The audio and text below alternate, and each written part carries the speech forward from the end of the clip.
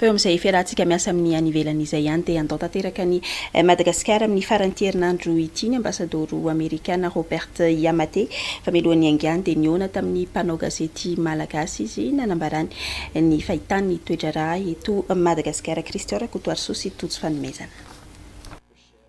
Telo taona sy telo volana katroka no niasan'Andriamatoa Robert Yamate teto Madagasikara.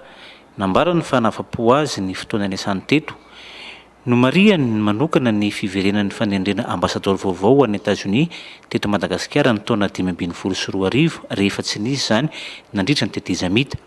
Notsahivany teto ihany koa ny endriky ny fiaraha-miasa teo amin'ny lafin'ny fampandrosoana, ny lafin'ny sosialy, ohatra tamin'ireny ny 40 tapitrisa dolara ho an'ny vonjitaitra ny ahitany rivo-doza na ny valan'ny aretina pesta.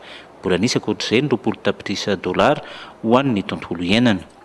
Teo amin'ny lafin'ny toe-karena dia notsahivany ity ambasador amerikanina ity ny famerenana ny Madagasikara isitraka indray ny AGOA ary mitombo hatrany ny fifanakalozana vokatra izany. Tsy tokony atao sakana ho ihany Andriamatoa Robert Yamate fa akana lesona ny politika apetraka ny mpitantana Amerikanina amin'izao fotoana izao ny amin'ny hoe tombontsoan'ny États-Unis aloha na America First. Tsy misy ny olana eo aminy sy ny mpitondra malagasy fa tena tao anatin'ny fifanajana tanteraka no ny faneraserana tamin'ny filoham-pirenena ny Prime Ministre sy ireo lehibe ny andrim-panjakana eto amintsika na dia nisy aza ny tsy fitovian-kevitra tsy indraindray dia nisy hatrany ny fifanankalozan-kevitra. Mikasika ny fifidianana atao eto Madagasikara amin'ity taona ity dia fanirian'ny États-Unis ny tsy hisian'ny krizy intsony, tsy manohana kandida na antoko manokana ny Amerikanina.